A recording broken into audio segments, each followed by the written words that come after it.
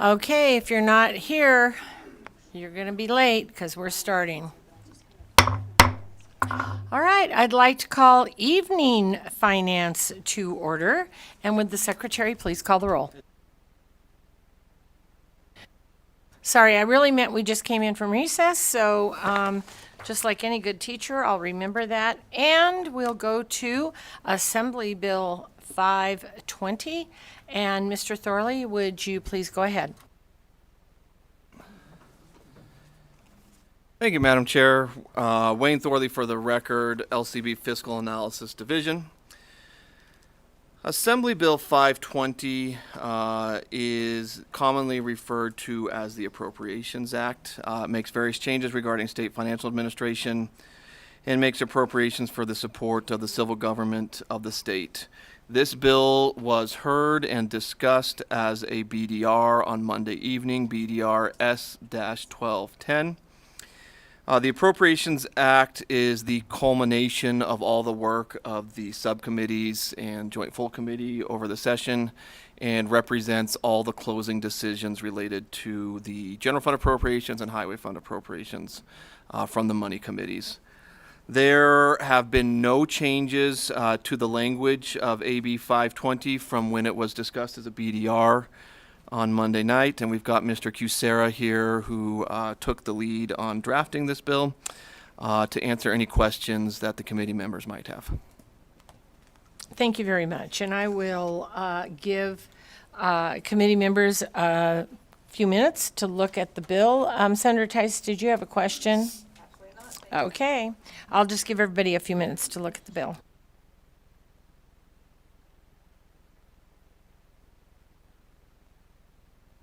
Ooh, what's the total on this one? Thank you, Senator John Cusera, LCB Fiscal, for the record. Total general fund appropriations include $3.454 billion in fiscal year 25 and $3.588 billion in, I'm sorry, first number was 24. Second number is fiscal year 25, $3.588 billion for a total of $7.042 billion over the biennium. Total highway fund appropriations in fiscal year 24 equal $167.5 million, and in fiscal year 25 is $168.6 million. And finally, there are appropriations in back language totaling $14.9 million in fiscal year 23, $13.5 million in fiscal year 24, and $6.9 million contingent upon the outcome of related legislation.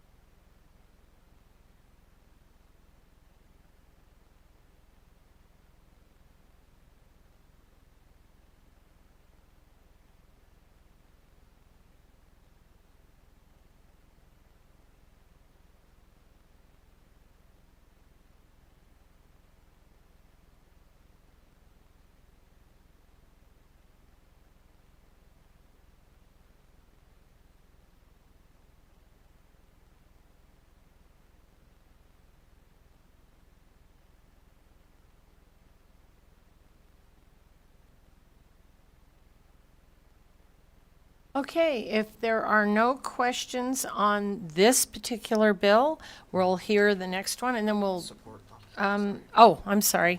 We do need anybody here in support of AB 520? Las Vegas, seeing none. BPS, is there anyone on the lines? Chair, there are no callers at this time.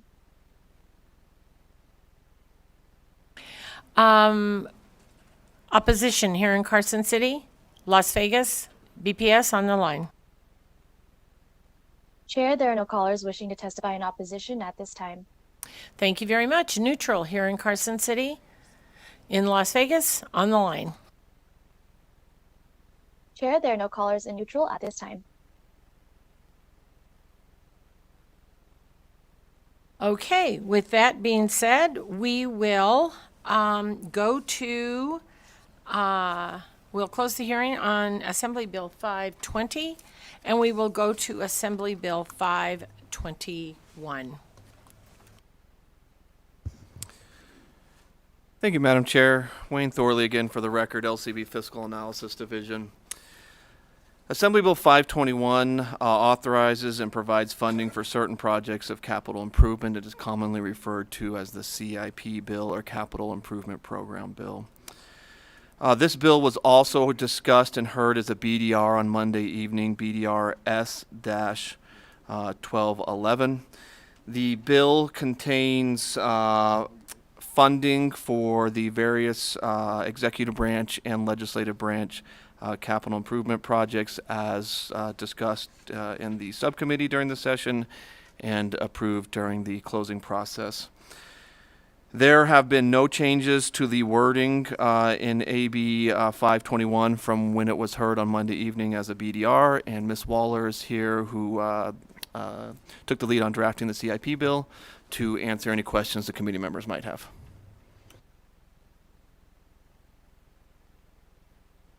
I'll give committee members a minute to look at the bill.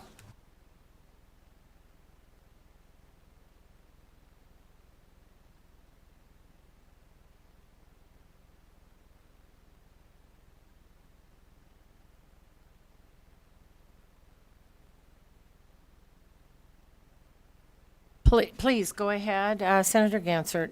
Thank you, Madam Chair. I'm looking towards the back, towards the legislative building, the expansion in the south. And there was a proposed budget that was presented by Brenda Erdos, and she had like tenant improvements for 42 and 44 million for each of the buildings, and I think it was 8.9 for the one building. And so my question is, because this goes to the legislative fund, if those monies are not spent, does that refer to the general fund? And I know it was divided up into a $100 million bond and 114 million cash. So will any money? Oh, she's here. Any money be returned to the general fund because those were very high cost per square foot? It was between 500 and I think 717 or $715 per foot. Yeah, no, it's fine. Madam Chair, through you to Senator Severs-Gansert. No, those funds for the general fund do not revert to the general fund. They are appropriated to the legislative fund. The bond proceeds, the unexpended bond proceeds of $100 million would revert to the bond interest and redemption fund at the end of the period, the 4-year period. So that brings up another question. So if you can choose from which bucket of funds where you spend that money, and if you were to spend the cash before you spent the bonds, then potentially the balance of whatever we don't need out of the bonds funds or in total could be reverted. Is that accurate? Thank you, Madam Chair. Through you to Senator Severs-Gansert. Yes, there is no directive in terms of which pot of money would be spent first, but the bond proceeds, unexpended bond proceeds, would revert to the bond interest and redemption fund.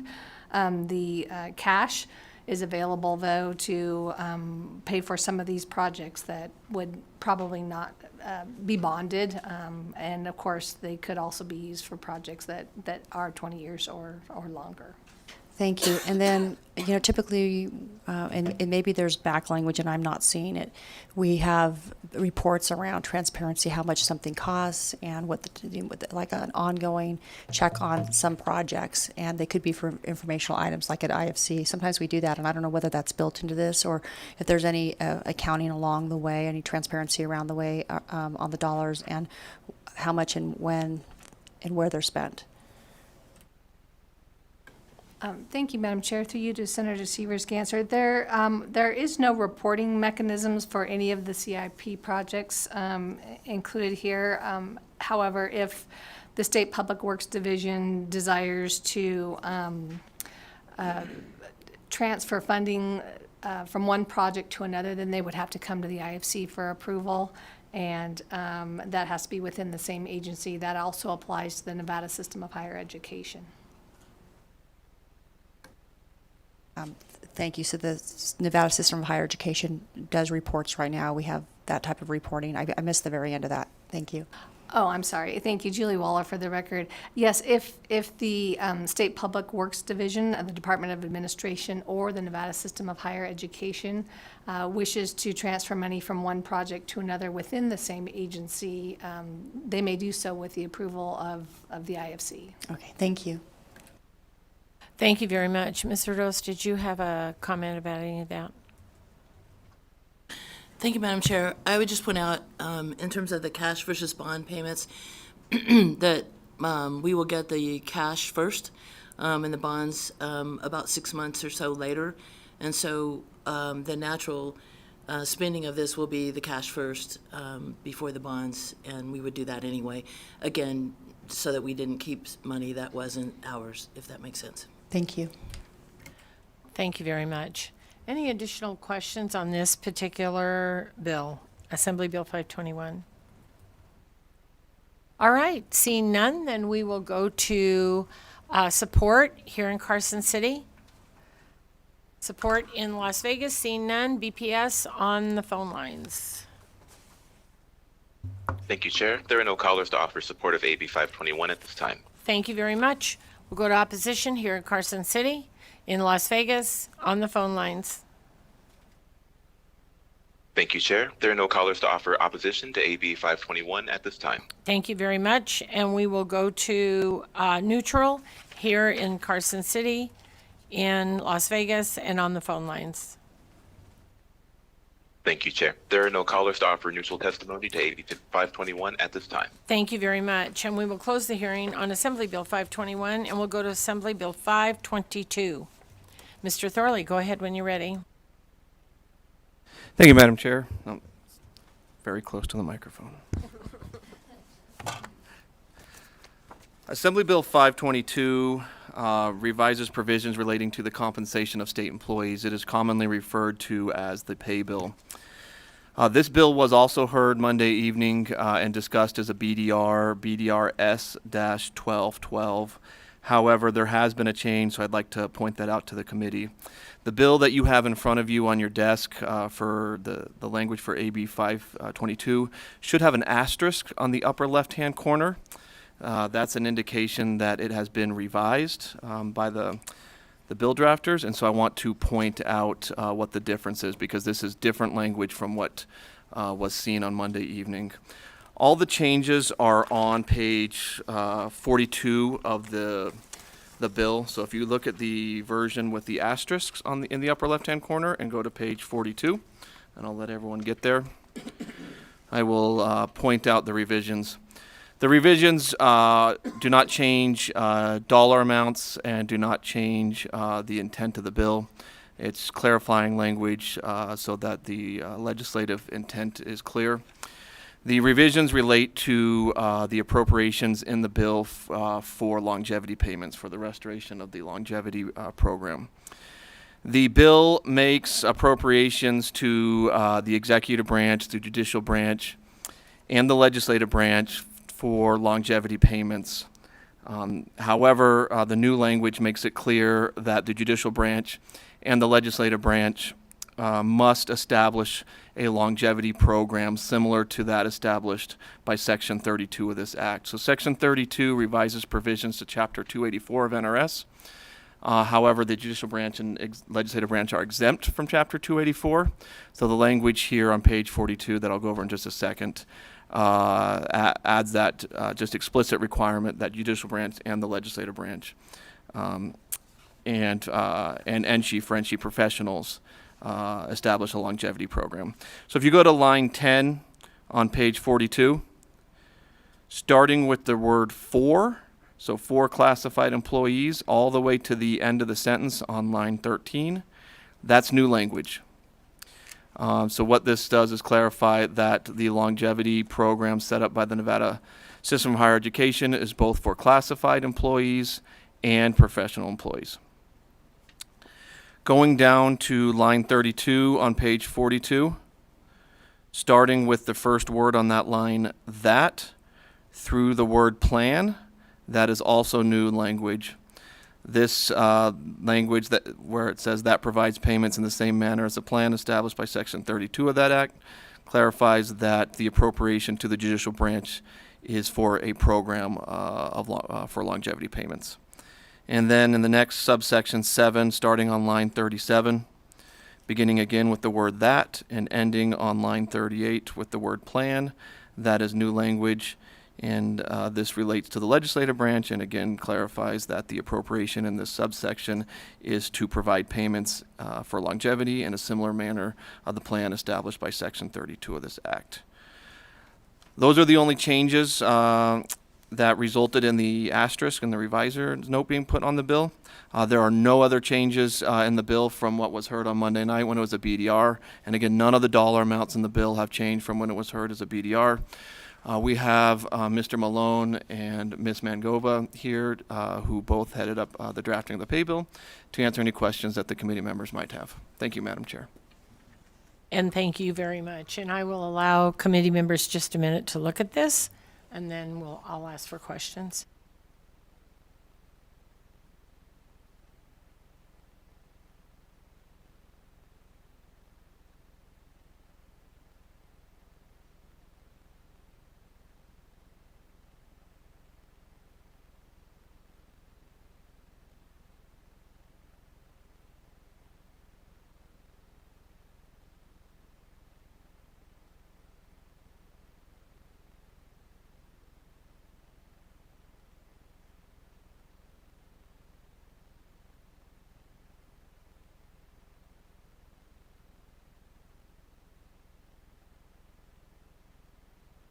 Okay, any questions from the committee? All right, seeing none, thank you very much. And with that, I'll ask for support here in Carson City, in Las Vegas, and on the phone lines. BPS, when you're ready. Thank you, Chair. There are no callers wishing to testify in support at this time. Thank you very much. I'll go to opposition here in Carson City, in Las Vegas, on the phone lines.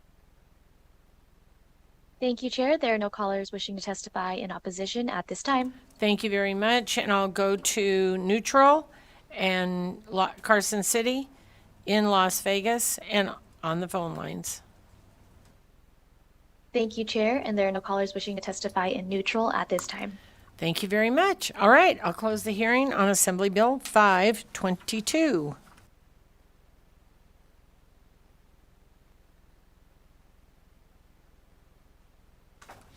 All right, members, we will go back to Assembly Bill 520, and I will ask for a motion on Assembly Bill 520.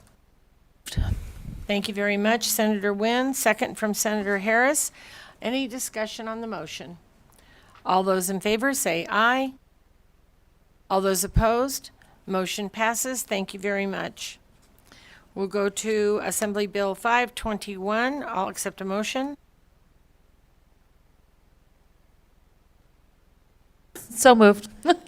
Thank you very much, so Senator fast. Wynn. A second from Senator Harris. Any discussion on the motion? Senator Gansert. Thank you, Madam Chair. This is making sure I've got the right one, the CIP bill, and I'm going to be a no on this. I think we need more information about the expansion to Southern Nevada, and you know, I've talked about this before. I mean, we were looking to hire about 30 people in the South and potentially build a building that would be ready maybe in 5 years, and this has become a $125 million project with 3 buildings and 2 parking garages and a lot of staff to be able to maintain those buildings and staff the rooms with law enforcement and cleaning and technology and so forth. So I'd like to get a slimmed down version of that if that was possible. So I'll be a no, thank you. Okay, I do see Director Robb in the audience if we need more information.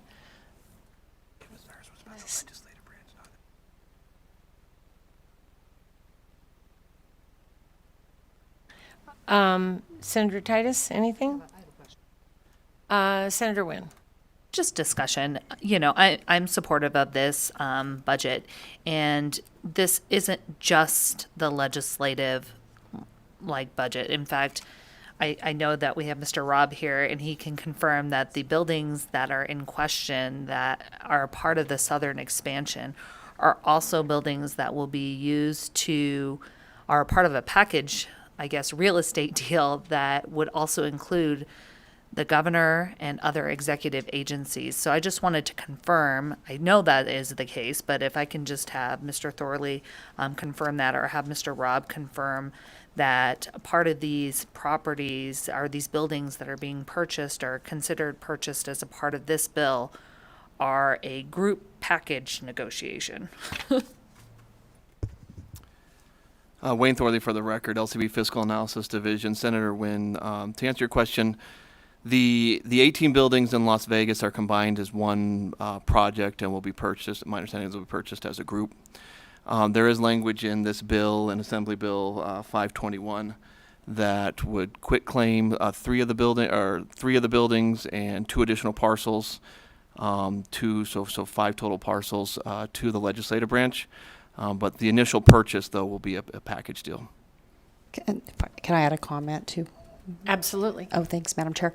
And so I had quite extensive conversations with Brenda Erdos, and I talked to Jack Robb too about these, and we fully support the purchase of the buildings. And I think if you take the buildings, all 18 buildings, and all the tenant improvements, I think you end up with about $290 million for all of them.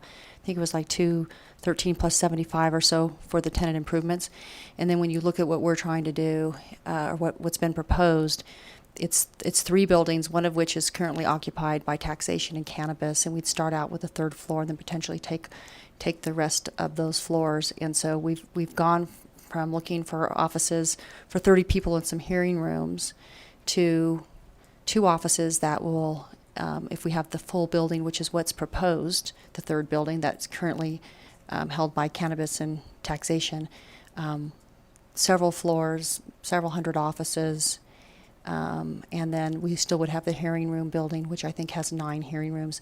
So it seems like at the maximum, we should be looking potentially at 1 building with offices, and then maybe the building with the hearing rooms, but not the 3rd building, because we don't have nearly that need for expansion now or potentially in the future. And there are other office buildings there too, if we potentially have to expand later, but it just seems like a significant overreach to go to 3 buildings when the first idea was trying to get some staff down Las Vegas, which makes sense. Completely agree with that. And having some room for expansion, but not necessarily 2 full office buildings, 2 parking garages, and another structure where we can have 9 hearing rooms. So I think it's the overreach of it. It's not that we don't need some space down there. And I think we're getting a screaming deal on the buildings, the 18 building package and the TIs that we're doing. That makes a lot of sense. Less than $300 million for, I'm not sure how many square feet that is, but they're between 50 and 85,000 square feet probably each building. So thank you. Thank you very much. Senator Nguyen. I just want to comment. It seems like this proposal that's in here is significantly cheaper than what was mentioned by my colleague from the north about the original idea of having a building that was 1 building that we would build from scratch. And it seems like that 1 building was approximately around the same amount of costs as it is to have these 18 buildings, which would house all these other state agencies, including the governor, including the attorney general, including the secretary, including giving a lot of legislators an opportunity to have real intimate conversations with constituents in a place that is not a Starbucks or a coffee shop in our neighborhoods, to have those kind of things. So I know that you had mentioned the original proposal, which it seems like there would be support for them, but it seems fiscally that this would be a much cheaper option for the taxpayers of Nevada, and also allows us to expand and grow within our state. So I would urge the support of this. Madam Chair? Go ahead, please, Senator. We're having a little Ganser. debate here. So I do think the purchase of the buildings makes a lot of sense. Where the difference of opinion is, I think, is that if we have 2 office buildings versus 1 office building, and the TIs, tenant improvements for these are like $86 million, and one of them we have to be able, when you look at the hearing rooms, you have to be able to do tenant improvements for that building, but for the other one, not so much. That building's pretty close and ready to go. So the budget, and maybe we won't spend nearly as much money, but the budget for those buildings is like $100 million, and it doesn't make a lot of sense when we looked for just tenant improvements. When we look at that relative to spending $75 million on the other 16 buildings. So part of it is a budget issue, and whether there should be one office building and one building with conference or hearing rooms, or two buildings plus another building with conference rooms. So it's how many buildings, and then how much we're spending on the TIs relative to what we know we're spending on the other 16 buildings, and 73 million, I think it was, 74 million, to improve to a very high level, 16 other buildings. Thank you. 15 other buildings. Thank you very much. And I think the initial plan was to purchase a building that would be similar to the Sawyer building, if you will. And we had that building chosen or picked out by the director who found the land.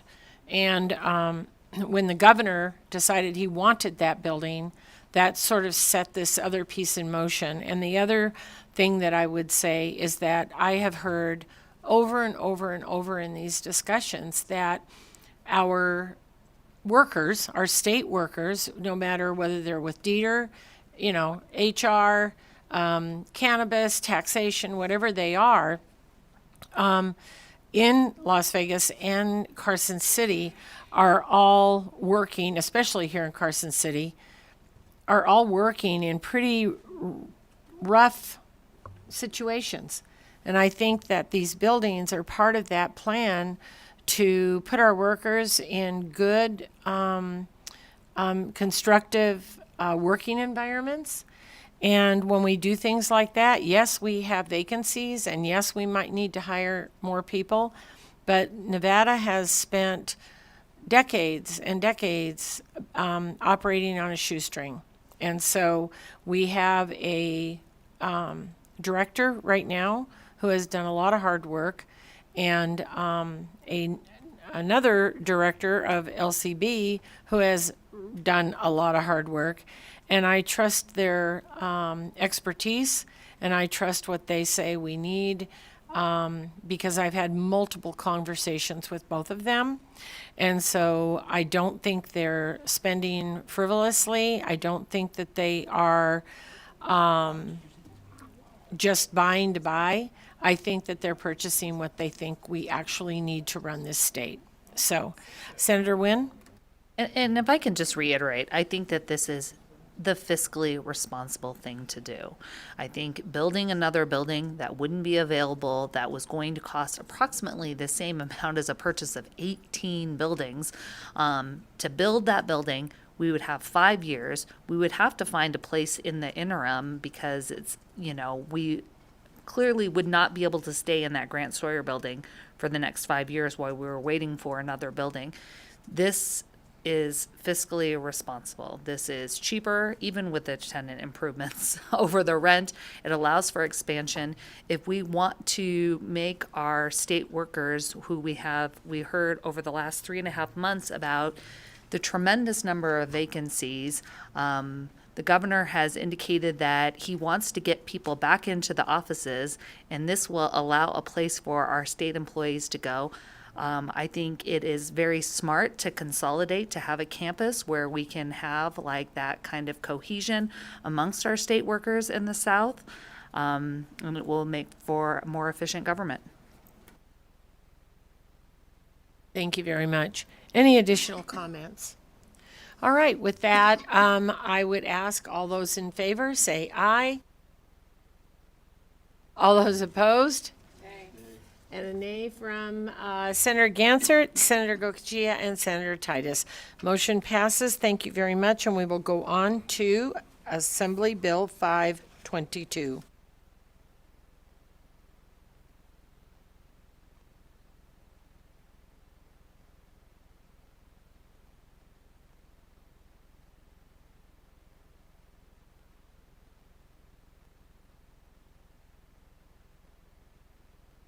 So Assembly Bill 522 is the pay bill, so as we call it. So I will just call for a motion on this. I'd so move. Thank you very much, Senator Wynn. A second from Senator Harris. Is there any discussion on this particular item? Senator Gokachia, please. Thank you, Madam Chair. And I looked at the pay bill, and because of my relationship with one of the employees, but looking at it, I don't see where he's being treated any differently than any other person, so I will be voting on this bill. I appreciate that, sir. Any other discussion on this particular bill? Senator Harris. Thank you, Chair. I was hoping to have seen a bit more of a few salary adjustments for the Public Utilities Commission. I know that they have been looking for that for a very long time, and it's really nice to see that the administrative attorney position, which I used to hold, is getting a nice bump. But I think that there's some more work that could be done ideally for the rest of these positions. Just one quick example, the general counsel at the Commission on Judicial Discipline makes $159,930, and the general counsel at the PUC is about $134,342.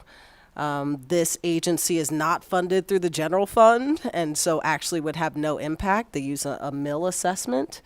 So I hope that sometime in the future we can have a serious discussion about bumping up some of the rest of these salaries.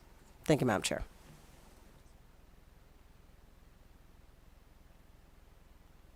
All righty, thank you very much. All right, any additional conversation about this bill? All right, all those in favor, say aye. All those opposed? All right, motion passes. Thank you very much.